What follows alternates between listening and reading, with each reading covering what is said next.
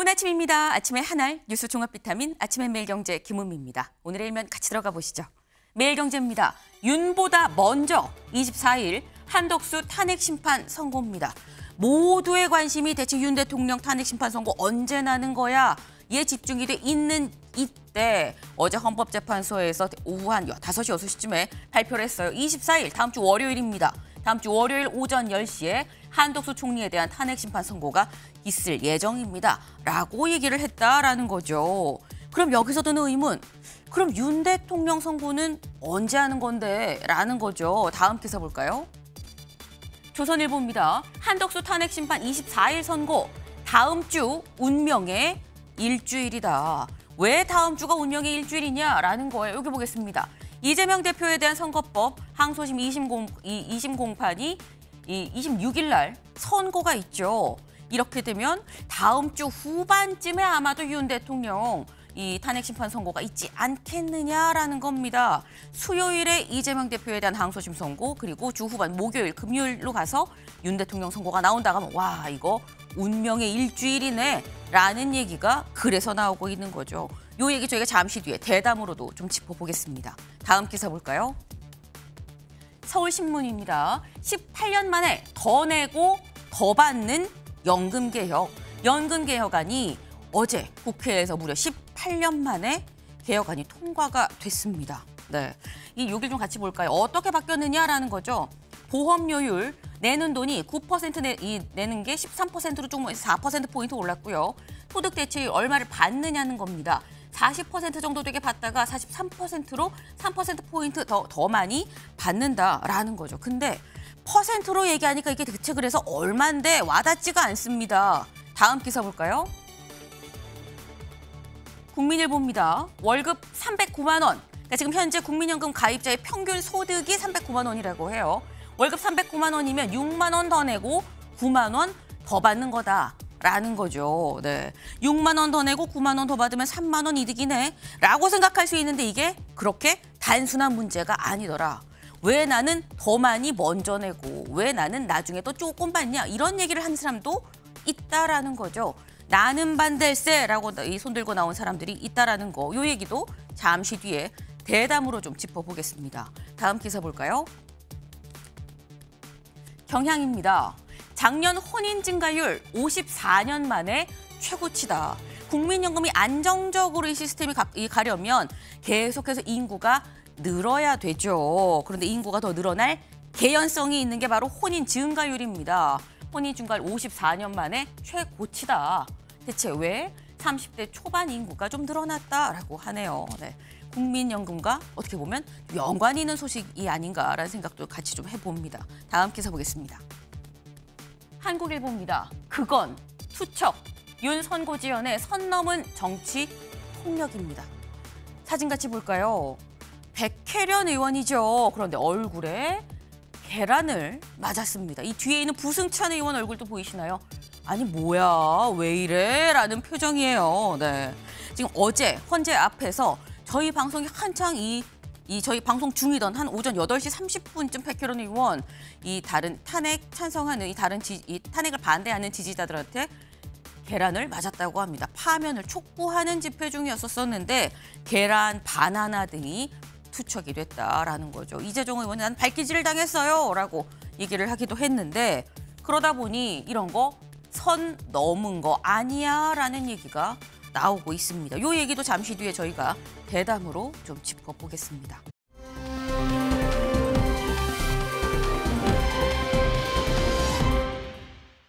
다음 사진 기사 볼까요? 네, 요걸 같이 보겠습니다. 도라르방이 있는 걸 보면 제주도인데 싶죠. 그런데 다들 패딩을 입었습니다. 따뜻한 남쪽 제주도인데, 근데 왜 다들 패딩이야? 이게 언제냐? 16일이에요. 16일 제주도에선 이렇게 다 같이 패딩 입고 모자 쓰고 이러고 다녔었는데, 살짝 옆으로 와보겠습니다. 노란 유채꽃밭, 여기도 역시 제주도죠. 그런데 여기는 20일 어제 제주도의 모습이다라는 거예요. 불과 이 사나흘 만에 이렇게 겨울에서 봄으로 훌쩍 넘어갔다. 패딩을 벗어서 들고 V하고 사진 찍는 모습까지. 네. 지금 갑자기 훅 따뜻해졌습니다. 굉장히 따뜻해졌죠. 겨울에서 봄으로 훌쩍 넘어갔는데 그런데 따뜻해지면 같이 오는 게 있죠. 미세먼지입니다. 날은 따뜻한데 미세먼지가 상당히 좀 심하다. 그러니까 출근하실 때 마스크 좀 챙겨서 나오시는 게 좋겠다라는 말씀도 좀 같이 드리네요. 아침에 매일경제 뉴스 종합 비타민 언제나처럼 TV로 좀 크게 보시다가요. 궁금한 점 유튜브 댓글로 남겨주시면 같이 좀 얘기를 해보겠습니다. 함께해 주실 분들 소개합니다. 안녕하세요.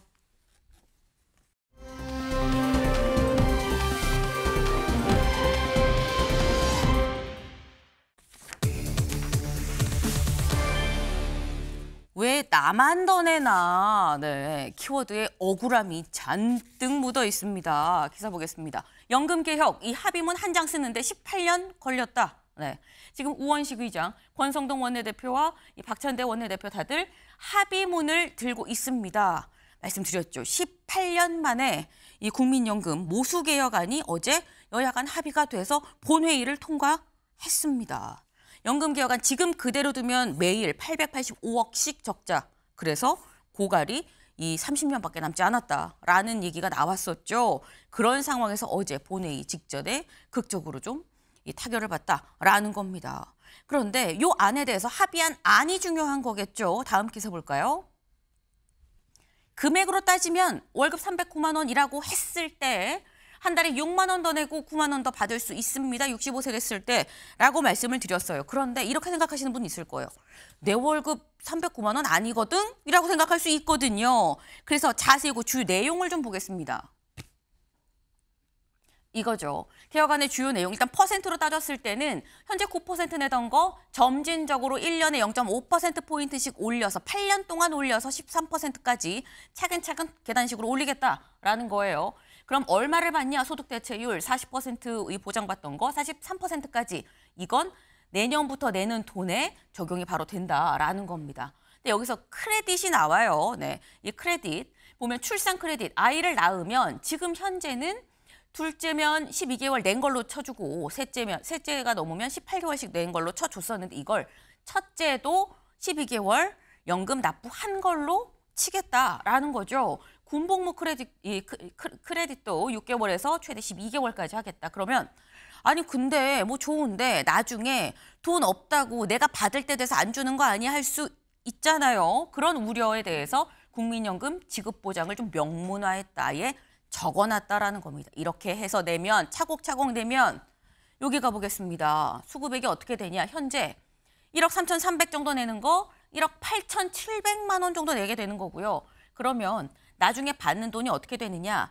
25년간 받는다고 쳤을 때 수급액이 2억 9천 받다가 3억 1,400 정도 받을 수 있다라는 거죠. 이게 어제 본회의를 통과한 이 모수개혁안입니다. 이렇게 하면 그럼 기금 고갈 안 되고 잘 운영될 수 있는 거야 라는 거죠. 기금 소진 시기가 어떻게 바뀌냐. 지금은 기존 현행대로 하면 2056년에 고갈인데 이게 어제 통과된 안으로 개혁안으로 하면 2071년에 고갈이 된다. 고갈 시기가 좀 한 15년 정도 뒤로 늦춰졌다라는 겁니다. 근데 윤영걸 대표님, 그럼 여기서 드는 의문이 그런 거예요. 18년 만에 굉장히 어렵게 합의를 했는데 고갈 시기 15년 늦춘 거에 불과한 거 아니야? 라는 지적이 좀 나올 수도 있거든요. 그래도 지금 저는 굉장히 잘한 거라고 봐요. 그래도. 예, 영국 속담에 그런 말이 있잖아요. 늦더라도 하지 않는 것보다 낫다. 늦더라도. 늦었다고 네. 생각할 때가 가장 빠르다. 지금 하루에 국민연금 적자가 네. 885억. 네. 1년이면 32조 적자가 나요. 그러니까 얼마 고갈이 한 30년 남은 거예요. 그거를 이번에 개혁해서 많이는 아니지만은 2071년까지 15년 정도 더 늦췄다는 거는 네. 대단한 전 성과다 이렇게 봐요. 그래서 뭐 완전한 구조개혁이라고는 볼 수 없죠. 네. 모수개혁. 그러니까 조금 더 내고 조금 더 받는 거예요. 그러니까 완전 개혁이라고는 볼 수 없지만은 그래도 저렇게 시도한 게 대통령 부재 중에 여야가 합의해서 저렇게 합의문 들고 있는 거. 네. 저 아침 조간신문 보고 모처럼 박수 쳤어요. 저거라도 하는 게 얼마나 낫냐 이거죠. 네. 예, 국민연금이요.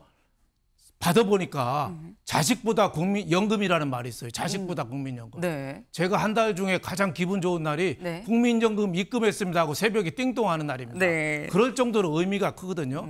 그래서 이번에 국민연금이 저렇게 장기간 갈 수 있게 그나마 일부라도 했다는 게 굉장히 의미가 있다. 그래서 노태우 대통령 88년도에 도입했고 네. 김대중 대통령이 한번 개혁했고 노무현 대통령이 또 한 번 했거든요. 박근혜 전 대통령은 공무원 연금을 개혁하고 그쵸. 연금 개혁 안 한 사람이 이명박 대통령하고 문재인 대통령입니다. 이명박 대통령은 광우병 때문에 놀래서 못했고 문재인 대통령은 지지자들 눈치 보다가 못해서 못한 거예요. 누군가는 개혁을 해야 됩니다. 특히 국민연금은요. 저렇게 지금 받는 액수가 나오지만 네. 물가가 매년 반영이 됩니다. 저런 연금이 없어요. 그래서 젊은 층들이나 네. 이런 사람들이 지금 개혁에 대해서 좀 불만이 있을 겁니다. 그래서 어제 국회에서도 반대가 84명, 기권 반대가 84명이나 나왔거든요. 네. 하지만은 길게 보면은 저만한 연금이 없다. 그리고 국가에서도 더 좀 개혁을 박차를 좀 2차, 3차를 해야 네. 된다. 이런 말씀을 드리고 싶습니다. 네.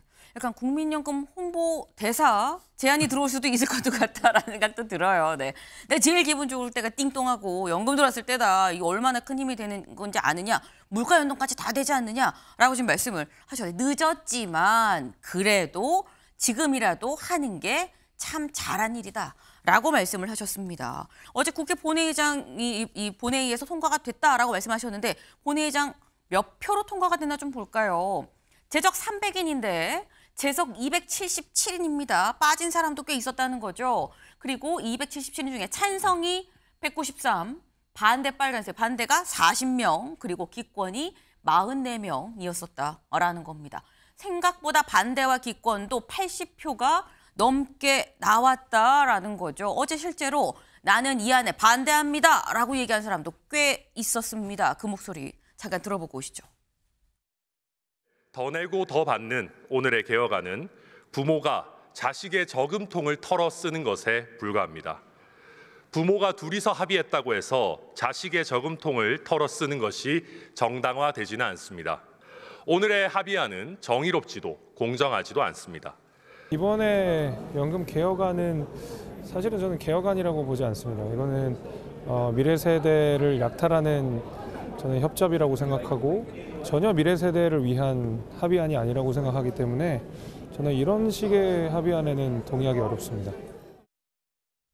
네, 직접 들어보셨죠. 주로 젊은 청년 의원들을 중심으로 뭐라고 얘기를 하느냐.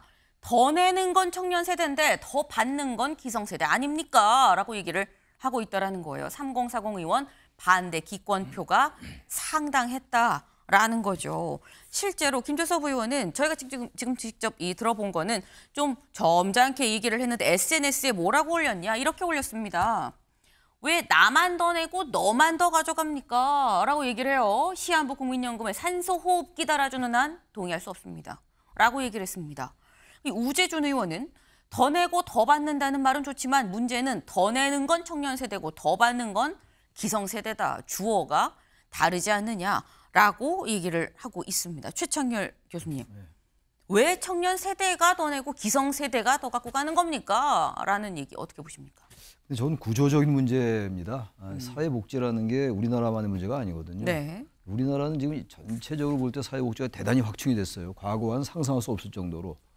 그럼에도 불구하고 서구의 이른바 이제 우리가 사회민주주의 국가라는 나라들, 네. 스웨덴이나 노르웨이나 이런 나라들, 프랑스, 독일도 사실상 사회민주주의 계열 국가들인데 그런 나라들에 비해서는 우리는 아직도 그런 완전히 자기 노후 세대가 보장되지 않는 거죠. 과거에 영국의 왜 요람에서 무덤까지라는 그 얘기가 유명한 얘기가 있잖아요. 네. 태어나자마자 국가 죽을 때까지 책임진다는 얘기인데 그래서 이제 나중에 나온 게 영국병 그리고 독일병 이런 얘기가 나오긴 했어요. 복지가 과도하기 때문에 어떤 국가의 경제에 상당한 영향을 미친다는 거였는데 지금 저 얘기는 일리가 있어요. 저 젊은 의원들의 말은 일리가 있는데 아까 우리 윤 대표님 말씀처럼 그렇다고 지금 연금 고갈 시기가 너무나 눈에 와 있는 거 아닙니까 지금. 근데 이거를 늦춰야 될 거 아니에요. 그러니까 이거는 이게 완전하게 구조적인 개혁이라고 할 수 없다 하더라도 우선 이거라도 하면 굉장히 큰 다행이라고 생각해요. 그야말로 대통령이 안 계시니까 이 개혁이 된 것 같아요. 어떤 면에서 볼 때. 대통령이 계셨으면 이것도 무슨 여러 가지 이제 반대가 있었을 것 같긴 한데 네. 구조개혁이 완전하게 안 됐다고 해서. 개인적 추측이시죠? 물론 저의 이제 개인적인 네. 추측입니다. 추측인데 아무튼 그래서 저는 이건 나름대로 의미가 있다. 저 이제 김재섭이나 우재정 의원의 말은 이해를 하겠어요, 제가. 제가 젊은 의원이라도 저분들 또 젊은 세대를 대표할 또 의무가 있는 거 아니겠어요? 국민 대표로서. 네. 그 말씀은 일리가 있다 하더라도 저렇게 완전히 개혁이 아니다라고 얘기하기는 어려울 것 같아요. 나름대로 노력을 한 거기 때문에 여야가. 그리고 이제 합의를 이끌어낸 거라서 지금 그러나 이제 아직은 할 일이 많죠. 구조개혁도 할 일이 많고 모수개혁 말고 말이죠. 여러 가지 자동 안정장치 같은 것도 그렇고 좀 그래서 이제부터 시작인데 그럼에도 불구하고 시작치고는 괜찮다. 나름대로 의미가 있는 개혁이다라고 생각합니다. 네. 젊은 의원들의 이런 목소리 나름 일리가 있다고 생각한다. 하지만 지금 이건 좀 구조적인 문제가 있기 때문에 그나마 이것도 안 하면 어떻게 하겠느냐 이런 부분은 좀 안고 넘어가서 앞으로 논의될 부분에서 그런 부분을 좀 보완을 해야 되는 게 맞지 않냐라는 말씀을 하셨어요. 근데 지금 뭐 윤영걸 대표님도 그렇고 최창일 교수님도 그렇고 지금 제가 목소리를 들어봤습니다만 또 생각하실 수 있어요. 아이 좀 연배 있으신 분들한테 물어보니까 그런 거지라고 생각할 수 있습니다. 근데 저희 스튜디오 지금 저희 4명 중에서 가장 젊은 분 있죠. 이경민 변호사님 어떻게 생각하십니까? 사실 뭐 좀 보시는 시청자 연령층이 어떻게 되는지 제가 몰라서 좀 조심스럽긴 한데 네.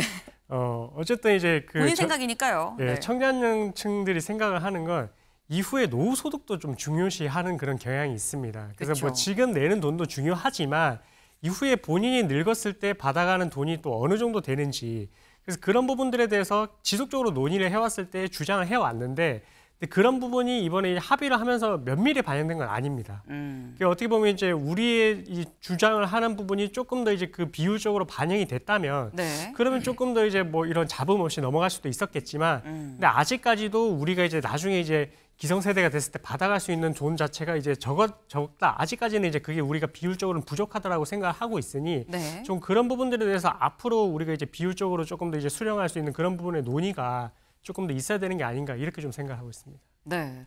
사실 청년층 입장에서는 아니 우리도 국민연금에 가입을 하고 돈을 내는 이유가 노후 대비를 위한 건데 이게 내 노후 대비가 제대로 되는 건지 넣는 돈 대비 빼는 돈이 이게 맞는 거야. 좀 억울한데라는 생각을 할 수도 있다. 그런데 이런 부분을 같이 좀 추후되는 논의에서 좀 더 많이 들여다보면 어떻겠느냐 뭐 이런 말씀을 하셨어요. 최 교수님 짧게. 딴 건 아니고요. 저는 네. 연금은 받지 않습니다. 국민연금은. 네. 나이 든 세대라서 저걸 칭찬하는 게 아니고 저는 받지 않는다. 그 말씀 드린 겁니다. 알겠습니다. 네. 내가 연금을 받아서 얘기한 게 아니다라는 말씀을 따로 덧붙이셨어요. 네. 근데 지금 이렇게 지금 저희가 직접 보기도 했습니다만 같은 의원들 중에서도 300명 중에서도 나이가 많고 적고 뭐 연령대에 따라서 지금 찬성과 반대가 좀 나뉘고 있는 그런 상황이죠.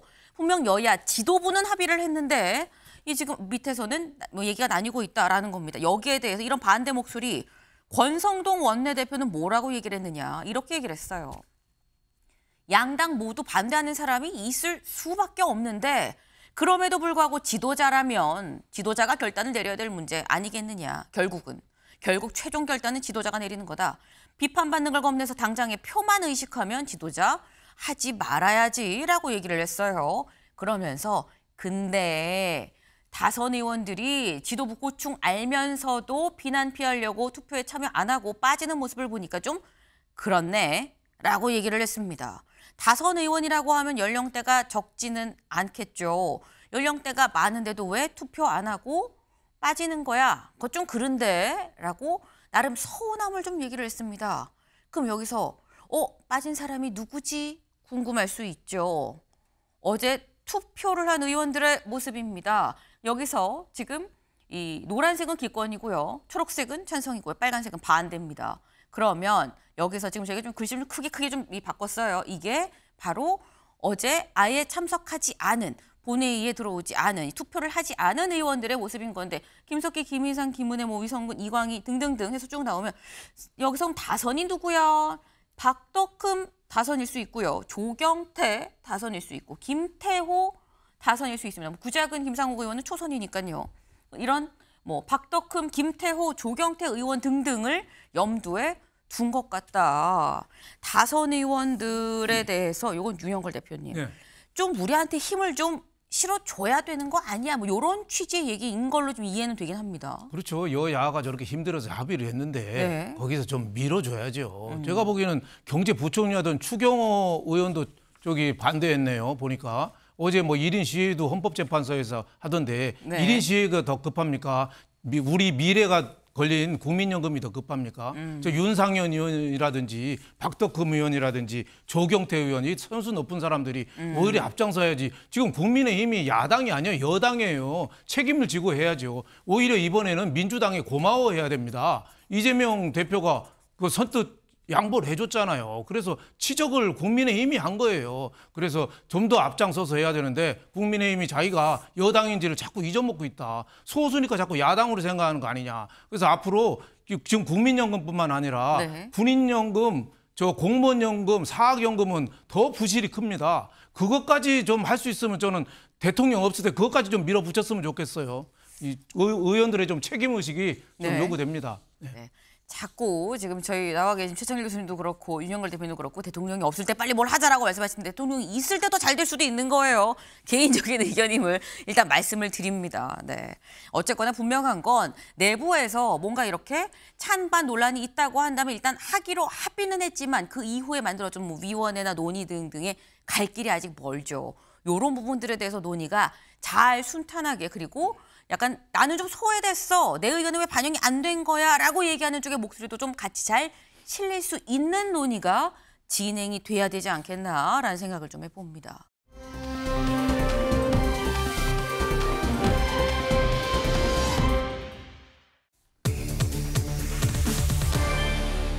한덕수 먼저입니다. 기사 같이 보겠습니다. 윤보다 먼저 헌재 한덕수 탄핵 심판 24일 선고.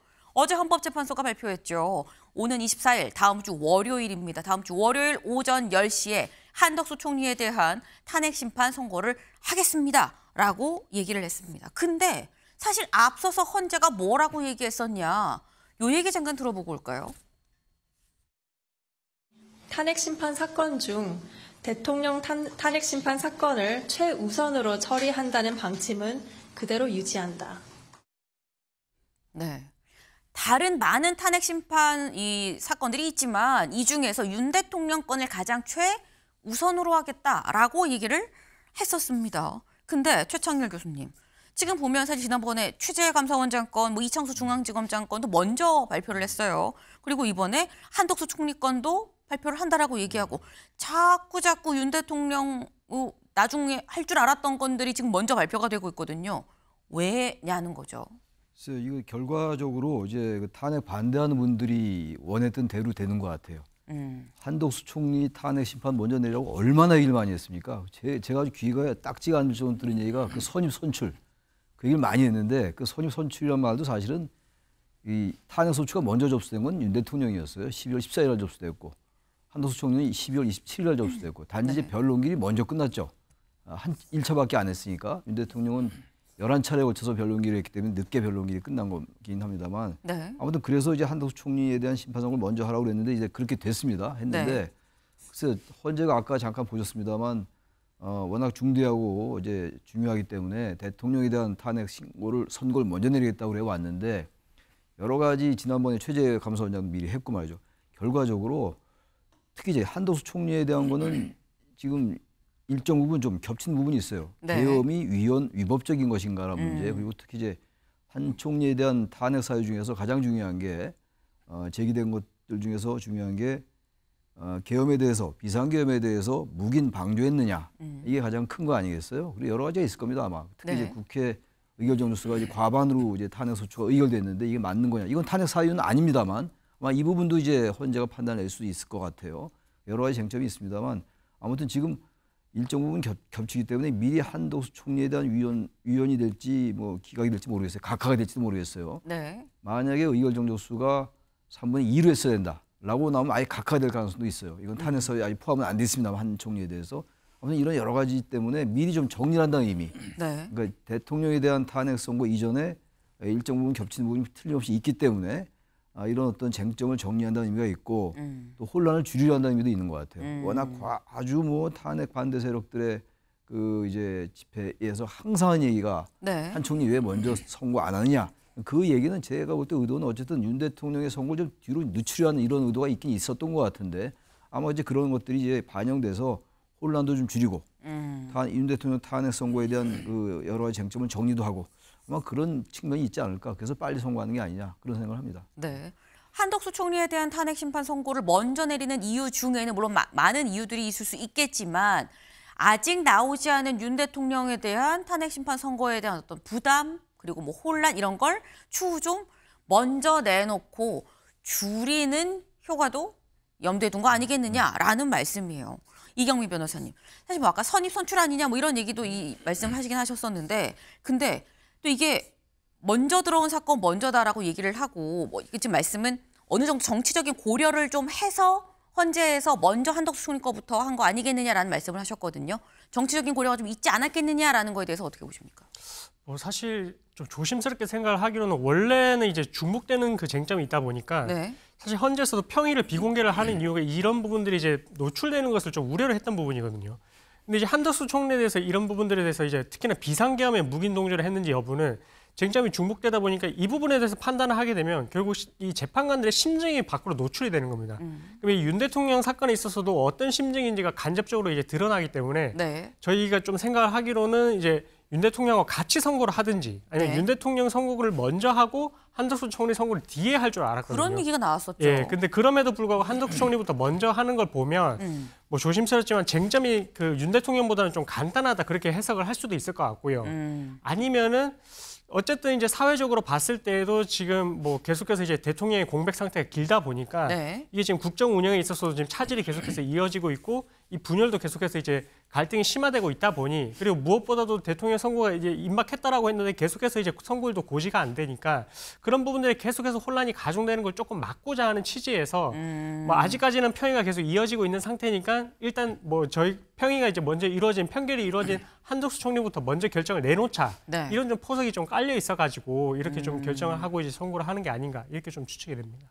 다소 비교적 상대적으로 좀 산이 좀 이 복잡하지 않은 한덕수 총리의 안 그리고 다른 것들과 다시 좀 연관이 됐으니까 하나씩 좀 주변에서부터 좀 이렇게 작게 좀 잘라가는 정리해가는 그런 차원에서 한덕수 총리권을 먼저 얘기하는 게 아니겠느냐라고 지금 말씀을 하셨는데 야당은 강력 반발하고 있죠. 조승래 대변인의 얘기 잠깐 들어보고 오겠습니다.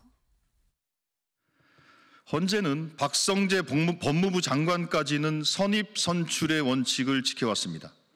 그런데 왜 선입 선출을 어기고 윤석열보다 먼저 한덕수에 대해 선고하겠다는 것입니까? 이러니 헌재가 원칙을 지키지 못하고 정치적 주장에 흔들리고 있다는 국민적 의구심이 커지고 있는 것 아니겠습니까? 네. 민주당 이렇게 얘기를 합니다. 보겠습니다. 한덕수 24일 선고에 여당은 환영, 기각이 마땅하다라고 얘기를 하고 있는데 야당은 왜 선입 선출을 어기는 겁니까? 라고 지금 얘기를 하고 있다라는 거죠. 윤영걸 대표님. 네. 지금 조승래 대변인은 왜 선입 선출 어기는 겁니까? 이러니까 정치적 이 얘기에 좀 휘둘린다는 얘기 듣는 거 아닙니까? 라고 지금 얘기를 했어요. 저는 뭐 민주당 얘기에 동의할 수 없습니다. 탄핵 접수는 물론 뭐 윤 대통령이 먼저 됐지만은 네. 변론 종결은 그 한덕수 대행이 2월 19일이고 윤 대통령은 2월 25일인 한덕수 대행이 더 빨라요. 네. 그러니까 끝나는 순서대로 변론하는 게 얼마든지 할 수 있고 저렇게 윤 대통령 지금 선거가 늦어지는 게 한덕수 총리를 먼저 하는 게 국가적으로 봐도 당연하고 지금 뭐 혹시 윤 대통령이 인용이 될지 기각이 될지 뭐 각하가 될지 모르지만은 완충망으로서 누군가 대통령 대행이 있어야 되잖아요. 그러니까 한덕수 총리에 대해서 분명하게 헌재에서 판단을 해주는 게 옳고 그래서 저는 당연히 했다고 보고 지금 윤 대통령에 대해서 선고가 왜 자꾸 늦어지느냐. 저는 이게 민주당의 자업자득이고 자가당착이고 자기 모순 때문에 이거 생겼다고 봐요. 네. 네, 민주당 탓이에요 이게. 맨 먼저 한 게 탄핵을 남발했잖아요. 네. 29번 했잖아요. 그러다 보니까 헌법재판소가 너무너무 바쁜 거예요. 예, 29개를 다 하고 윤 대통령까지 같이 이걸 어떻게 하겠어. 그러다 보니까 늦어지는 거고 네. 또 민주당이 내란죄를 넣었다 뺐다 했잖아요. 네. 예? 그러니까 짜장면에 짜장이 없는 게 아니라 짜장면 시켰는데 단무지만 나온 거잖아요 지금. 그러니까 헌법재판소도 이게 쉽지 않고 또 공수처가 또 상당히 무리를 해서 수사를 했어요. 그러니까 지금도 공수처가 수사권이 있느냐 없느냐 이게 논쟁이 되고 있잖아요. 구속 대통령 취소도 되고 이러니까 박근혜 전 대통령 탄핵 때 주심을 맡았던 강일원 전 재판관은 이건 절차적으로 문제가 있다. 이런 거를 또 매일경제신문에 또 기고까지 했어요. 그러니까 이거는 순전히 저는 민주당 탓이다. 이렇게 저는 보고 있습니다. 네. 이걸 지금 민주당에서 선입 선출을 왜 안 지키냐라고 지적할 게 아니다. 민주당이 지금 이렇게 늦어지도록 먼저 행동을 한 거 아니겠느냐. 뭐 이런 취지의 지금 비판을 좀 주셨는데, 근데 어쨌거나 이 공통적으로 약간 해주시는 말씀이 혹시 이게 윤 대통령의 어떤 선고가 어떤 결과가 나올지 모르기 때문에 만에 하나를 생각해서 약간 완충망으로 이 대행이 좀 필요한 상황도 있고, 그리고 비교적 윤 대통령보다 좀 사안이 간단한 거 아니겠느냐라는 말씀을 하셨거든요. 다음 기사를 좀 보겠습니다. 윤 사건보다 쟁점이 비교적 간단하다. 그리고 윤 대통령에 대한 선고 충격을 좀 줄이려는 포석이 있는 거 아니겠느냐라고 지금 이 직접 국민일보도 이렇게 썼어요. 그럼 윤 대통령 사건보다 쟁점이 간단한다면 쟁점이 뭔데? 라는 거죠. 쟁점 보겠습니다. 지금 현재 한덕수 총리의 이 탄핵심판 선고 관련해선 탄핵심판 관련해선 대략 한 5개 정도의 쟁점이 있습니다. 첫 번째, 아까 살짝 나왔죠. 이게 윤 대통령과 사실상 어떻게 보면 연결고리로 묶여져 있는 내용이다라는 거예요. 윤 대통령의 이 계엄 공모가 이 계엄이 불법인지 아닌지, 여기서 공모를 했는지, 묵인, 방조했는지 여부, 그리고 국회가 추천한 헌법재판관 임명을 하지 않았던 거, 그리고 내란 상설 특검 요 임명 절차 이행을 회피했다라는 거, 김건희 여사 특검법을 거부했다. 야당이랑 공동 국정 운영을 여당이랑 공동 국정 운영한다고 얘기해서 헌법과 법률을 위배했다. 크게 한 5가지 정도로 나눌 수 있다라는 건데, 요건 제가 짧게 세 분 다 여쭤보겠습니다. 이제 월요일 날 오전 10시면 결과가 나와요. 요거 일단 이경민 변호사님, 결과 어떻게 전망하십니까? 짧게. 저는 뭐 기각이 될 걸로 예상을 하고 있습니다. 기각이다. 네, 왜냐하면 이제 뭐 중간에 뭐 위헌 위법적인 이런 부분들이 있을 수 있습니다. 왜냐하면 이제 마흔역 재판관 임명을 하지 않은 부분도 이제 최상무 권한대행 같은 경우에 국회 구성권을 침해했다 이렇게 이제 이야기를 했기 때문에, 그래서 위헌 위법적인 부분이 있지만, 근데 그것이 이제 중대해야 되거든요. 그래서 중대한지 여부에 대해서 판단했을 때는 뭐 파면까지 이를 정도는 아니다라고 봐가지고 그래서 저는 기각을 예상하고 있습니다. 네, 최천일 교수님. 저도 그래요. 저도 거의 같은 얘기인데 네. 분명히 위헌적인 요소는 있다고 저는 봅니다. 왜냐하면 최상목 대행에 대해서 권한쟁의 심판에서 분명히 위헌적이다라고 얘기를 했어요. 헌재가. 따라서 이 부분은 위헌적이라고 볼 수밖에 없는 건데, 과연 총리의 권한을 정지시킬 정도냐, 파면시킬 정도라는 게 하나 있고, 또 하나가 윤 대통령에 대해 그 비상계엄에 대한 공무, 묵인, 방조 이제 혐의가 있는 건데, 탄핵 사유에 이 부분은 지금 그 국무회의 절차 같은 것도 그렇고 적극적으로 했다고 보기 좀 어려운 면이 많아요. 이 대통령의 이 비상계엄에 대해서. 네. 그렇다면 이 자체가 이 자체에 대한 판단을 안 할 수 있을 것 같아요. 그렇게 된다면 게다가 의결정족수에 대한 이 탄핵 사유는 없습니다만 의결정족수가 3분의 2가 맞다. 그렇게 된다면 이게 각하될 수 있기 때문에 저는 인용될 가능성은 거의 없지 않느냐. 기각 또는 각하. 기각 또는 각하도 될 수 있다. 윤영걸 대표님. 저는 뭐 각하될 가능성이 많다고 봅니다. 각하가 크다. 예, 아예 그냥 네. 싹둑. 그래서 저는 각하될 가능성은 한 60% 되고 기각될 가능성은 한 39%, 네. 인용될 가능성은 1% 정도로 보고 네. 있습니다. 왜 각하라고 보느냐? 주석 헌법재판소에서 발간한 거예요. 그 대행일 때는 그 맡은 자리 기준으로 판단한다고 나와 있거든요. 물론 뭐 학자 간의 이론은 있습니다만은 네. 제가 보기에는 주석 헌법재판소법을 그걸 상당히 헌법재판관들이 중시하지 않을까. 그래서 기각이냐 인용이냐 판단하기 전에 네. 이거 192명으로 통과했잖아요. 한덕수 대통령 대행 탄핵안이. 네. 그러니까 151명은 넘었지만은 200명은 안 된 거예요. 그러니까 아예 각하시켜서 없는 걸로 이렇게 할 가능성이 상당히 많다. 저는 이렇게 보고 있습니다. 네. 지금 세 분이 비슷한 듯하지만 다 달라요. 사실 기각 가능성이 좀 있다. 기각 각하, 뭐 인용 가능성이 낮다라는 공통점은 있지만 기각이냐 각하냐 요 여부도 아직 잘 모르겠다라는 거죠. 그런데 한덕수 총리가 사실 인용될 가능성은 지금 나와 계신 이 분들한테 얘기 들어봐도 그게 높진 않은 것 같다라는 추측은 가능한데, 그럼에도 불구하고 한 총리에 대한 이 탄핵 심판 선고가 중요한 이유 이겁니다. 다음 기사 볼까요? 한덕수 먼저 결론 내는 헌재 윤 선고의 가늠자가 될 수 있다. 윤 대통령의 이 탄핵 심판 선고에 어느 정도 좀 가늠을 해보는 가늠자는 될 수 있는 거 아니겠느냐라는 거죠. 왜? 아까 한덕수 총리의 이 탄핵 심판 5개 쟁점이 있었죠. 그중에 첫 번째 다시 한번 볼까요? 첫 번째가 이거였습니다. 윤 대통령의 12.3 불법계엄 공모 묵인 방조 혐의. 이 부분에 대해서 헌재가 어떻게 판단을 할 것이냐라는 거죠. 근데 이 부분이 이경민 변호사님, 만약에 그럼 어제 이 24일 날 이 헌재에서 내놓는 게 이 부분에 대해서 인정을 한다고 하면 윤 대통령의 탄핵 심판 선고도 인용 파면 쪽으로 갈 가능성이 더 높다고 볼 수 있는 거 아닙니까?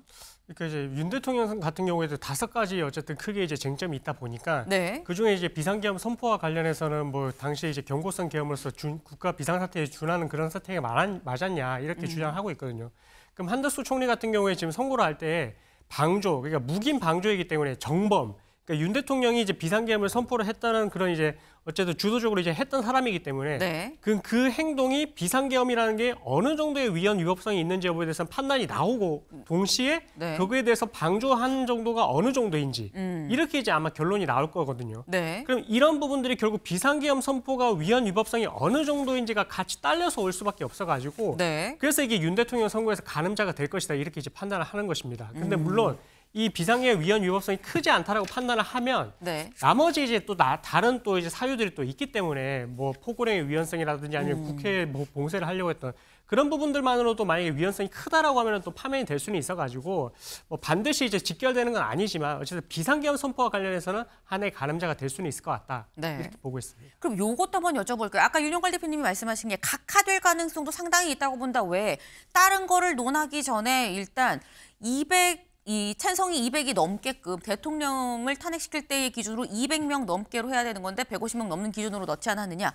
그 부분에 대해서 맞다. 200명으로 해야지라는 헌재의 판단이라고 한다면 그럼 사실 저희가 뭐 5가지 요건 얘기를 했습니다만 이거는 아예 보지 않는 겁니까? 그렇죠. 이게 절차가 충족이 돼야 실체적인 내용으로 판단을 하게 되는데 네. 각하가 된다라는 말은 이제 어쨌든 국회에서 이런 소추 의결한 게 이제 정족수가 채워지지 않았으니까 그러면 이제 이 부분에 대해서는 살펴보지 않고 그냥 각하라는 판단을 한다라고 이제 결론을 내버리거든요. 네. 근데 뭐 조심스럽지만 한덕수 총리에 대해서 이게 윤 대통령 사건하고 쟁점이 중복되는 부분이 있음에도 불구하고 선고를 한다는 걸 보면 각하의 가능성도 배제는 할 수는 없을 것 같습니다. 그렇기 때문에 먼저 선고를 해버리고 네. 나머지 부분에 대해서는 어차피 이제 실체적인 부분에 대해서는 뭐 심증이 드러나는 게 아니니까 네. 이후에 논의를 이어가겠다 이런 취지로도 해석이 될 수 있어가지고 그래서 뭐 각하 가능성이 아예 없다라고 볼 수도 없을 것 같고 추가적으로 또 문제가 되는 게 한덕수 총리 같은 경우에도 윤 대통령과 마찬가지로 내란죄를 소추사에 넣었다가 뺐거든요. 네. 철회를 했거든요. 네. 그 부분에 있어서는 윤 대통령 같은 경우에도 이거는 이제 국회 소추사회의 80%가 이제 제외됐기 때문에 의결이 없는 지금 이것이 소송 요건을 결여한 게 아니냐 이런 주장을 했던 부분도 있어가지고 이번에 이제 한덕수 총리 같은 경우에도 이제 의결 정족수뿐만 아니라 네. 내란죄를 철회한 부분에 대해서도 이제 판단이 나올 수는 있어가지고 아하. 그래서 그 2가지로 이제 아마 각하가 되는지 여부도 좀 중요할 것 같습니다. 지금 말씀을 들어보면 만약에 아예 그냥 각하가 돼버리면 이게 윤 대통령 선거의 가늠자도 안 될 수도 있다라는 지금 그런 말씀인 거예요. 근데 지금 이 국민의힘에서 법조 출신 의원들은 또 이렇게 얘기를 하고 있습니다. 들어보고 오실까요? 결국 그동안의 민주당의 국정마비에 대한 판단이 많이 들어간다면 대통령 탄핵에 대해서는 오히려 더 긍정적인 결과를 예측할 수 있지 않을까 조심스럽게 생각합니다. 네. 글쎄 그거는 뭐 별개의 사건이다 이렇게 보고 있고 저는 대통령 탄핵도 좋은 결과가 있을 것이다 이렇게 저는 보고 있습니다. 네. 권성동 의원은 뭐 다른 건이지만 하지만 어쨌거나 윤 대통령 건은 좀 잘 나올 거야라고 얘기를 하고 있고요.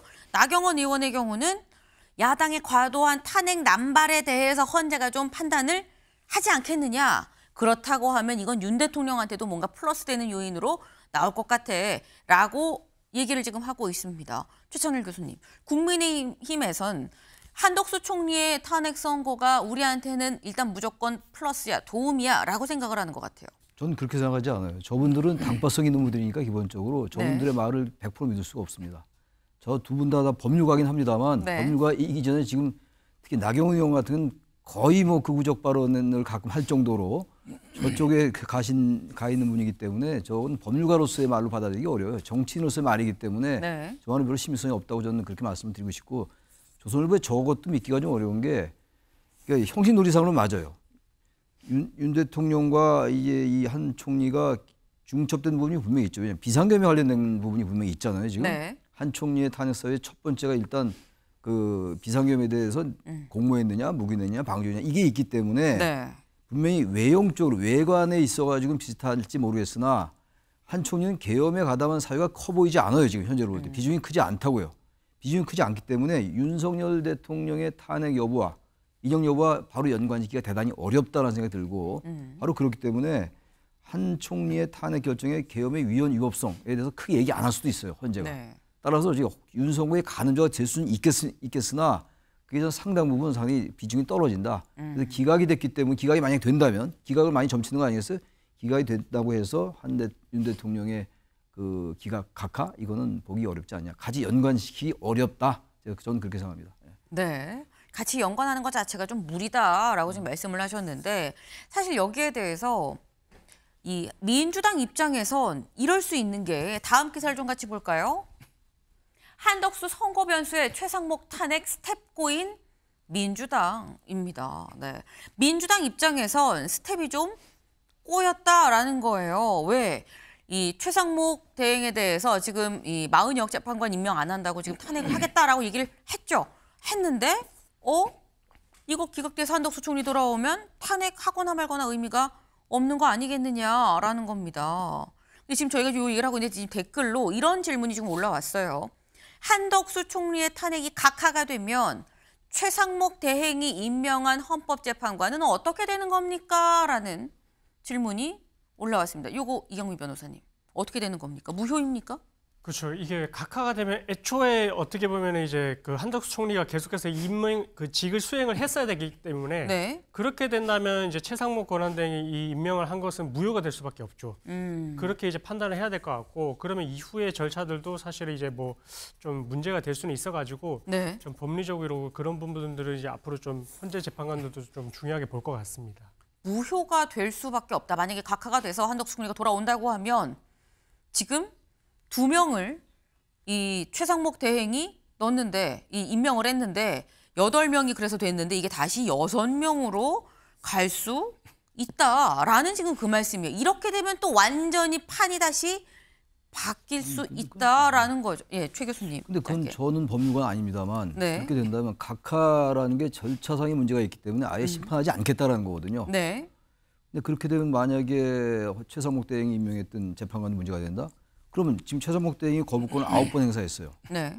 그럼 9번 행사한 거부권은 어떻게 되는 것인가? 이런 문제가 또 나올 수 있기 때문에 저는 그건 그때의 재판 결과 때문에 기각 또는 각하가 나온 거라 하더라도 최상목 대행은 나름대로 일단 그때 직무가 정지됐잖아요. 국회에서 탄핵 소추가 의결이 됐기 때문에 한 총리의 그 직무가 정지돼서 지금 판단 내리는 건데 그동안 했던 최상목 대행의 모든 국정 행위가 무효다.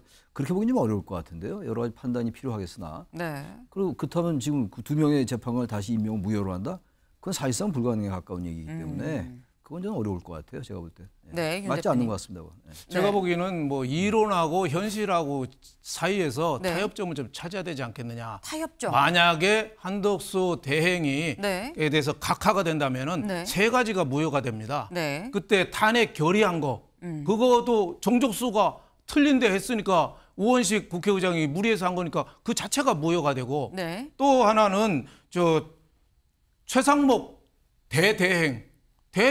대통령 대대행 된 게 무효가 되죠. 네. 또 하나는 헌법재판관 2명, 정계선 또 그 조한창 헌법재판관 2명 된 거 그 사람도 무효가 되죠. 네. 그건 이론상이고 네. 현실상 어떻게 다 과거를 만약에 소급할 수 있겠느냐. 가짜 서류로 입사를 해서 대표가 된 사람이 도장을 찍었는데 그게 다 무효로 되느냐. 그러면 회사 문 닫아야죠. 제가 보기에는 어느 정도 현실적인 면에서 타협을 봐야 되지 않느냐. 근데 네. 이론상으로는 무효는 맞죠. 만약 각하가 된다면. 네. 아마 헌법재판소에서 다음 주 월요일 날 네. 판결을 내릴 때 이 부분도 상당히 고민을 하지 않을까 이렇게 생각이 됩니다. 근데 지금 말씀을 네. 사실 들어보면 네. 어느 정도 현실적으로 이게 다 만약에 무효라고 하면 이론적으로 무효라고 하는데 이론적으로 무효면 이거를 어떻게 할 건지 현실적으로 지금 너무 지나온 시간이 많은데 물은 여기까지 흘러왔는데 이거 다시 되담을 수도 없고 어떻게 할 거냐라는 말씀인 건데 사실 여기 생각을 해보면 3가지가 무효다라고 말씀하셨는데 이경미 변호사님 앞서서 2명의 정계선 재판관을 포함해서 이 같이 8명 체제로 결론을 내린 건이 있거든요. 최재해 감사원장, 이창수 중앙지검장. 이런 건도 다 무효가 될 수 있는 겁니까, 그러면? 사실 이게 어쨌든 그 각하가 되고 나서의 그런 법적인 안정성이나 이런 부분들에 대해서는 또 이론도 갈릴 수는 있을 것 같습니다.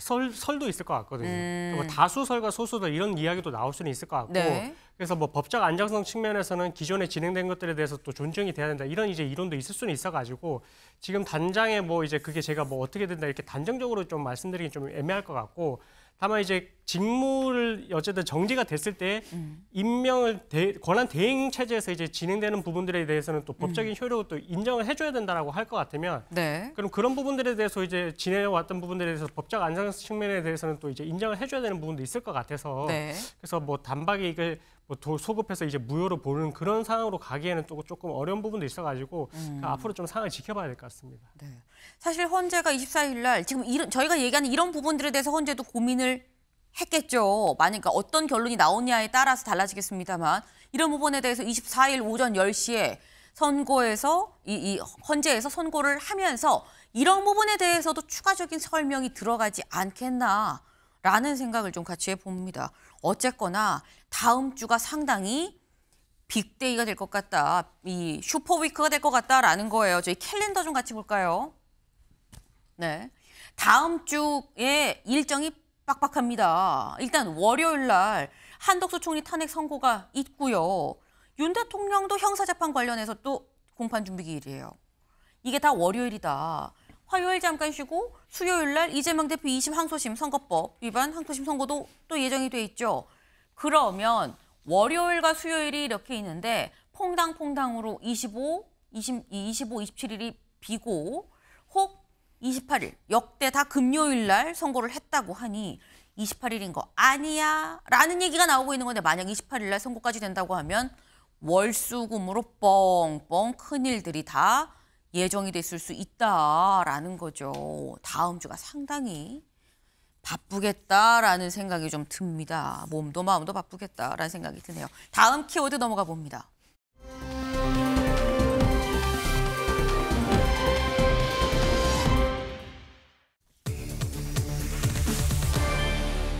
거칠어진 거리입니다. 기사 같이 볼까요?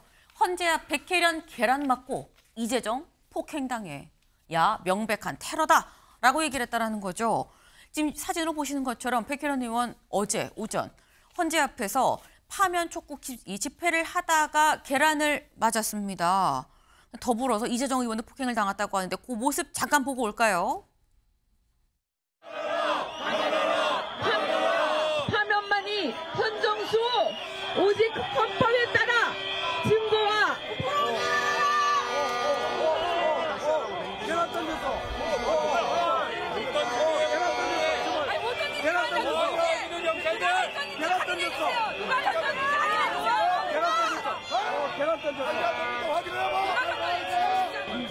여기 달걀도 있어요.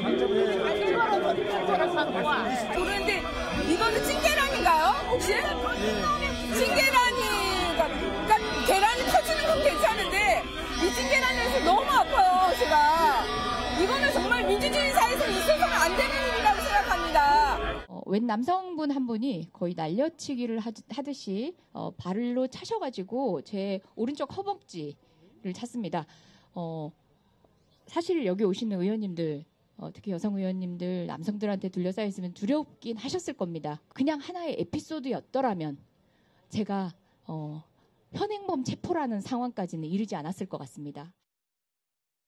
네, 직접 보셨죠. 백혜련 의원의 경우는 갑자기 막 와 하는 소리와 함께 날계란이 날아 들어왔어요. 근데 이재정 의원도 내가 여기 오른쪽 허벅지를 정말 날아차게 하듯이 맞아갖고 내가 현행범으로 잡았습니다. 이러면 안 됩니다라고 좀 얘기를 하는데, 우리가 이런 부분들을 윤영걸 대표님 선거 당일 물리적인 충돌이 있으면 어쩌지라는 우려를 했었는데 우려했던 일이 좀 너무 빨리 좀 벌어지는 게 아닌가라는 더 다른 우려가 또 생깁니다. 저런 일이 벌어질 걸 어느 정도 예상은 했죠. 지금 헌법재판소 앞에 너무 좀 여야가 지금 대치하고 있어요. 네. 그 시위대까지 나와서 헌법재판소 앞에 길이 좁거든요.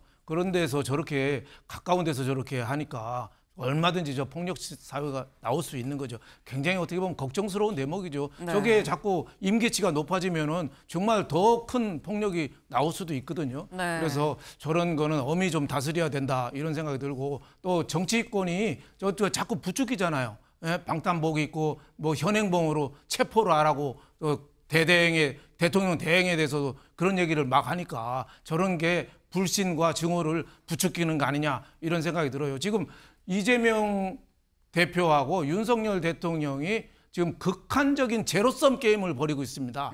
탄핵이 만약에 인용이 되면은 네. 대통령 될 가능성이 이재명 대표가 지금 1등이죠. 탄핵이 만약 기각이 되면은 윤석열 대통령이 복귀하는 대신에 이재명 대표는 당내 위상이라든지 대권으로 가는 길에 암초죠. 자칫하면은 대통령이냐 교도소냐 둘 중에 하나 선택할 수가 있을 정도로 하다 보니까 저렇게 극과 극 대치를 하는 거 아닌가. 그럴수록 헌법재판소 결정에 수용한다는 자세, 이렇게 정치권이 먼저 솔선수범을 좀 보여야 되지 않나 이렇게 생각됩니다. 네. 지금 양쪽의 이 치열한 이 양극단의 목소리가 갈수록 점점 더 커져서 이제는 맞닿기가 아예 어려운 상황이 된 거 아니겠느냐라는 지금 그런 말씀이에요. 지금 저희 보시는 것처럼 사실 이 집회를 하면서 여야가 헌재 앞에서 대치를 하게 되는 상황. 그럼 어제 심지어 계란도 날아들고 폭행도 물리적인 이 충돌도 있었다라는 거죠. 그래서 다음 기사 좀 보겠습니다. 야 의원들 계란 테러 폭행당해 경찰 헌재 앞 진공 상태를 앞당겼다. 저희가 일전에 말씀을 드렸었죠. 이 윤 대통령의 탄핵 심판 선고가 언제일지 모르겠으나 선고 날이 잡히면 그날은 일대 100m 상간을 다 진공 상태로 만들 겁니다라고 경찰에서 이 관련해서 이 입장을 세웠다라고 말씀을 드렸었는데 이걸 좀 보겠습니다. 경찰은 어제를 기점으로 안국역 2번 출구부터 제동초등학교 사이 보행로에 50m 간격으로 질서 유지선 투명 아크릴벽을 세웠다. 그 통행을 제한했다라는 거죠. 정문 앞 단식 중인 시위대의 천막 철거를 위해 구청과 협의도 하고요. 탄핵 선고 당일 헌재 주변 100m를 진공 상태로 만들겠다고 했던 계획을 앞당겼다라는 겁니다.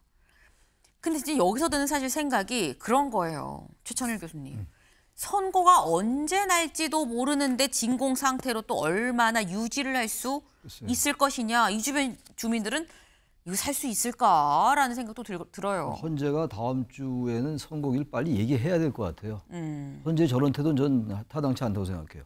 대개 이틀이나 사흘 전에 이제 공지를 하는 거 아니겠어요? 근데 이번 주는 없다고 얘기를 했고 아예 다음 주에 이제 24일, 26일은 나와 있는데, 근데 이거 지금 이런 식으로 계속 가다가 말이죠. 정말 우리가 상상할 수 없는 부사가 날 수도 있어요. 이미 1월달에 이재명 대표가 테러를 당한 적이 있잖아요. 1월달에. 그래서 이것도 전 그래서 이 양쪽의 대치라는 게 1월 19일 날 서부지방법원에 폭도들이 난입했죠. 상상할 수 없는 일이었거든요. 거기서부터 시동이 걸린 겁니다, 사실은. 그리고 지금 이재명 대표의 그 몸조심하세요라는 발언이 많이 이제 회자가 되는데 그것도 물론 부적절한 발언인데 안철수 의원도 마찬가지예요. 그 점잖은 분이 왜 그런 얘기를 합니까? 이재명 대표가 칼에 맞아서 누워있는 척했다면 그런 취지의 얘기로 들리는데 그런 말도 그렇고 이런 말도 조심을 해야 되는데 네. 뭐니 해도 말이죠. 윤 대통령이 우리 승복합시다라는 얘기 해야 돼요. 이 탄핵의 당사자는 윤 대통령입니다. 네. 이재명 대표가 아니에요. 둘이 양대 적대 세력이긴 합니다만 윤 대통령의 왜냐하면 지금 이 집회가 거칠어지고 이렇게 폭력화된 게 언제부터예요? 사실은 우리가 극우라고 얘기하는 이런 분들의 모든 분들 우리가 집회에 나오는 걸 극우라고 얘기할 수 없다 하더라도 이게 너무 거칠어지기 시작했다고. 아니 의원을 발로 차냐고요. 그리고 계란 던지고 이러지 않잖아요. 보통 이쪽에서. 그래서 저는 의원들의 발언들 그리고 과도하게 무슨 좌파 사법부다, 뭐 종북 카르텔이다 이런 얘기 윤상현 의원 한 얘기 좀 자제해야 되고 나경원 의원도 민주당의 시위를 보니까 민주노총의 간첩단 수사 기록에 나와 있는 북한 지령문 같다. 이런 얘기 왜 합니까? 완전히 이건 색깔로 넘어가는 거예요. 점점 이러니까 이게 극우화하는 거예요, 이게. 그러니까 더 극우가 원래 폭력적이에요, 원래. 저는 그래서 민주당도 책임이 전혀 없다고 할 수 없으나 국민의힘이나 대통령께서 정말로 승복 메시지를 내야 된다. 그렇지 않으면 이거 상당히 우려스럽다. 그 말씀 드립니다. 갈수록 긴장이 고조되고 갈등이 고조되면서 물리적인 충돌까지 빚어진다는 얘기는 결국 빨리 헌재가 선고를 언제 할 거다라는 지정을 해야 된다. 그렇지 않으면 이거 더 고조될 수밖에 없다라는 말씀을 하셨어요. 그러면서 윤 대통령도 승복한다고 메시지 내야 되는 거 아니냐라고 말씀을 하셨는데 윤 대통령 석방되고 23일 만에 메시지를 냈습니다. 볼까요? 윤석방 12일 만에 메시지. 탄핵 반대 단식 멈춰달라. 직접 영상으로 확인해 보시죠. 우리 국민들은 믿어 의심치 않습니다. 지금 집에서도 매일매일 기도하는 분들이 계시고 어제 저녁에 대통령실에 연락을 받고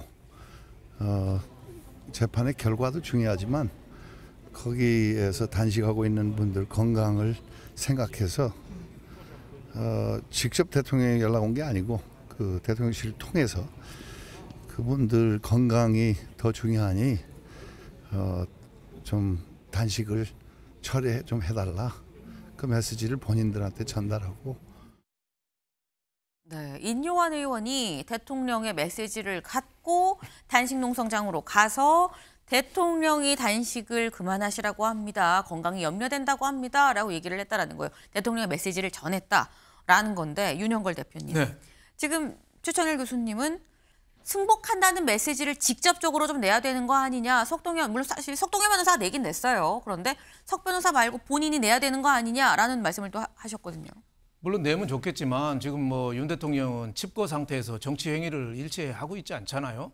그래서 저는 뭐 내는 건 더 좋지만은 네. 뭐 강요할 수는 없지 않느냐 생각이 되고 어떻게 보면은 인용 선고가 되는 순간 대통령 직위는 그냥 끝나는 겁니다. 그래서 승복이라는 자체라는 말이 도움은 될지 몰라도 자체적으로 실체적으로는 끝나는 거거든요. 네. 그래서 저는 한쪽만 하는 것보다는 여야가 합쳐서 윤 대통령도 하고 이재명 대표도 하고 그래서 다 승복하고 평화적으로 이거를 대타협을 새로운 길로 가는 걸 모색하자. 이런 뭐 선언이 좀 필요하지 않느냐. 지금 생각은 너무 좀 과격한 거 아니냐 이런 생각이 들고 좀 꼭 하지 말아야 될 저는 세 가지를 들고 싶어요. 네. 하나는 분신하고 삭발하고 네. 단식하고 이거는 저 옛날 구시대 저 유신 정권 때 그럴 때 군인들 폭압에 못 이겨서 단식하고 분신하고 그랬던 거 아닙니까? 지금은 더 훨씬 많은 소통 수단이 있으니까 평화적인 집회라든지 여러 가지 방법을 좀 모색해서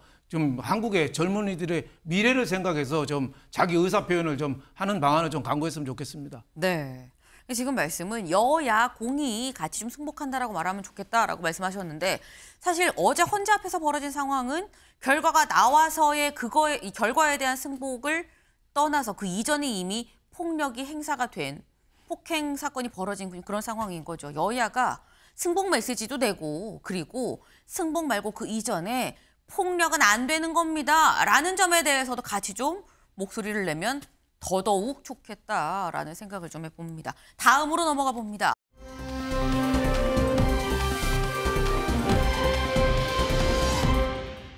사람에 주목해보는 시간이죠. 아침엔 피플입니다. 첫 번째, 오세훈 시장이에요. 오세훈 시장이 왜 나온 건지 기사같이 보겠습니다.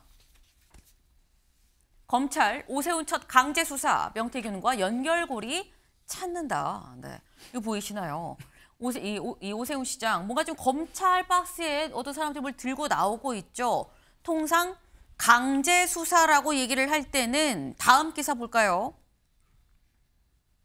이거죠. 오세훈 명태균 의혹 관련 검찰 집무실과 공관 압수수색에 들어갔다. 압수수색에 들어갈 경우에 강제 수사에 들어갔다라고 보통 얘기를 하는데 여기에 대해서 오세훈 시장 어제 이렇게 얘기를 했습니다. 들어보고 오시죠.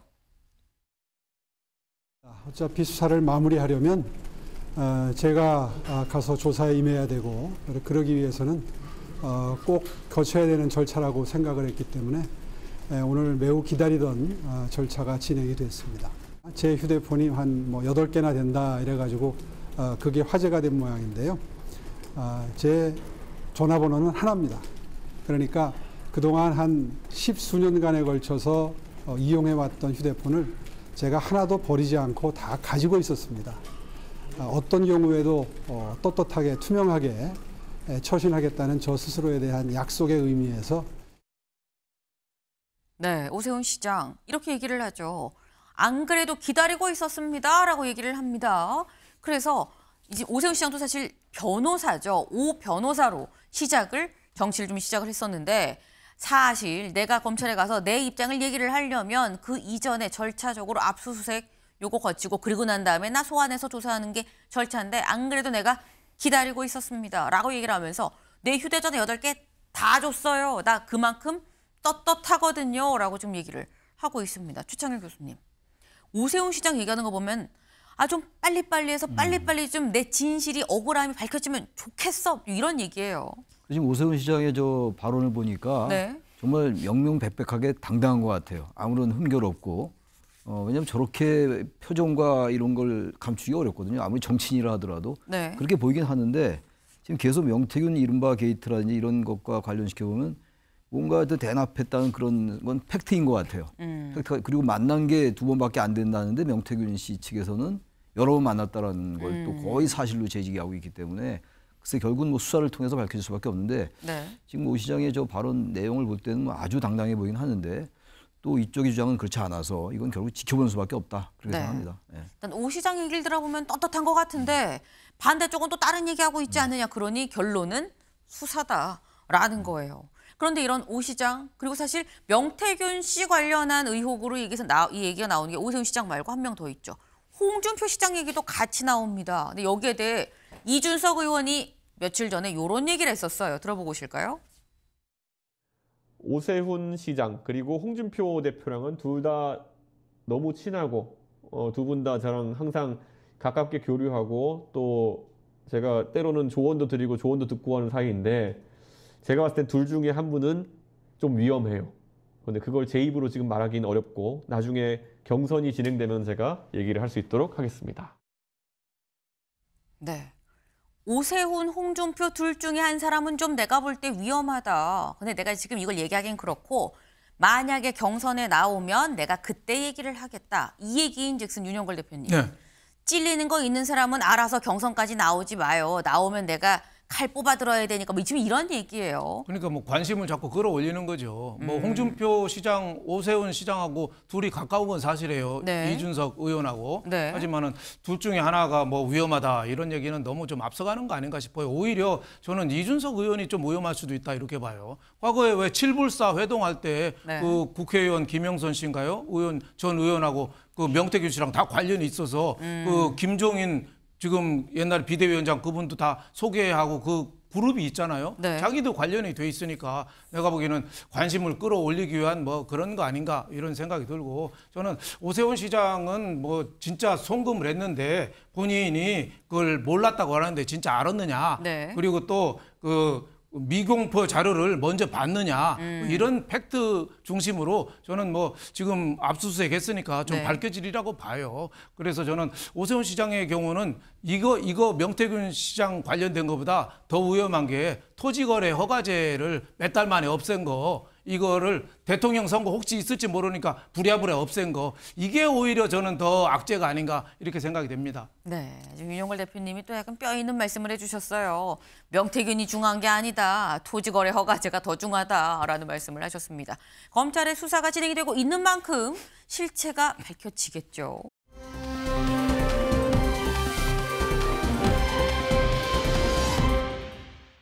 두 번째 인물 가봅니다. 두 번째 인물 누구냐? 정유라 씨죠. 정유라 씨가 왜 나왔는지 보겠습니다. 최순실 태블릿 담보로 7억 빌린 정유라. 빚 못 갚아 검찰에 송치됐다라는 거예요. 이른바 최순실 태블릿, 지금 최서원 씨로 개명했죠. 최서원 씨의 어떤 이 국정농단 사건의 중요한 증거가 됐었던 게 태블릿입니다. 근데 이 태블릿 검찰에 이거 다시 주세요. 왜 안 주는 겁니까? 요청해서 다시 받았는데 이걸 담보로 7억을 빌렸다라는 거예요. 근데 이게 이경민 변호사님, 우리가 태블릿 7억이면은 몇백 개를 사나요? 그러니까 이게 7억을 빌릴 수 있었다는 거는 단순히 태블릿으로 본 게 아니라 증거물 안에 들어있는 컨텐츠가 있는 그 태블릿이라서 7억을 빌릴 수 있었다는 거 아닙니까?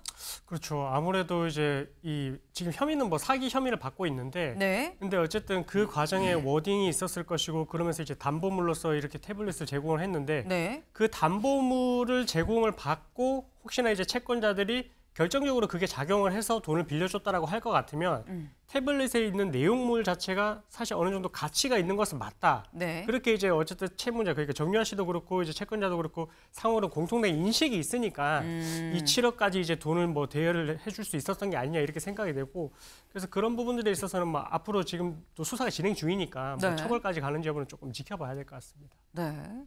이게 지금 어떻게 진행이 되는지 좀 지켜봐야 될 필요가 있다라고 얘기를 한 건데, 이 주변에 이렇게 얘기를 하면서 돈을 빌렸다라는 거예요.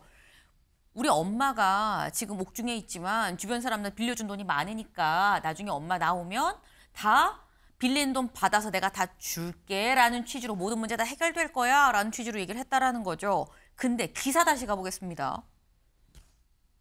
근데 그러면 이렇게 돈을 빌린 거에 대해서 최서원 씨는 아냐라는 거죠. 최서원 씨. 여기 좀 보겠습니다. 최 씨의 변호인 권영광 변호사는 최 씨는 태블릿 PC가 담보물이 된 사실에 대해 전혀 몰랐다라고 얘기를 했다라는 겁니다. 근데 이렇게 되면 또 변호사님, 이게 물건은 최서원 씨 건데 이 내 물건을 딸이 나한테 말도 안 하고 맘대로 담보로 맡겨서 돈을 빌린 거거든요. 그럼 이렇게 되면 이거는 사기? 혐의가 좀 들 수 있는 건 아닙니까? 그렇죠. 여러 가지 정황들이 있을 수 있는데 뭐 네. 처음에 이제 돈을 빌려갔을 때 뭐 언제까지 갚겠다라고 이런 식으로 이야기를 했지만 그럼 뭐 이제 능력이 없었다든지 아니면은 A라는 용도로 돈을 빌려갔는데 네. 만약에 다른 B라는 용도로 썼다. 이러면 이제 다 사기가 되거든요. 네. 그 지금 최서원 씨 어쨌든 그 태블릿 PC인데 그 부분에 있어서도 이제 어쨌든 딸이 갖고는 있었지만 네. 어떻게 보면 보관자로서의 지위로서 갖고 있었을 뿐이거든요. 검찰에서 이제 받아서 보관자로서 지위를 갖고 있었는데 네. 그거를 본인이 임의로 또 처분을 하면서까지 돈을 이제 빌렸다라는 걸 보면 하나의 어떻게 보면 좀 기망행위의 그런 요소로서 이제 충분히 볼 수 있는 요소는 맞고요. 네. 그래서 그런 부분들이 결국 이제 혐의를 입증을 할 때 있어가지고 네. 뭐 대화 내용, 그러니까 기망을 했던 내용도 중요하지만 담보물이 어떻게 이제 갖고 있었고 그것이 본인 소유가 아님에도 불구하고 이렇게 넘겨줬던 걸 보면 네. 이것 또한 기망행위의 하나의 그런 행동으로 볼 수 있는 거 아니냐, 좀 이렇게 판단될 여지는 있어 보이긴 합니다. 그럼 지금 말씀하신 그런 내용들이 유죄로 인정이 된다고 하면 형량이나 이런 건 어떻게 되는 거예요? 이게 지금 특정경제범죄 가중처벌 등에 관한 법률이 피해액이 5억 원 이상일 때입니다. 네. 그래서 지금 이제 뭐 말씀하셨다시피 7억 정도라고 이제 하고 있으니까 사실 이거는 뭐 피해 액수로도 엄청나게 크고요. 그리고 보통의 경우에도 이런 피해 액수 같은 경우에는 형사처벌까지 가면 실형도 나올 수 있는 사안이어가지고 네, 아마 이게 변제가 되는지 뭐 혐의가 있는지 여부가 좀 중요할 것 같습니다. 네. 피해액이 5억 이상이면 특경가법으로 들어가기 때문에 이거는 실형까지도 나올 수가 있는 중범죄다라는 말씀이에요. 정유라 씨 관련한 이 사건이 또 어떻게 처리가 됐는지도 좀 주목이 됩니다. 저희가 준비한 소식 오늘 여기까지입니다. 오늘도 좋은 하루 보내세요.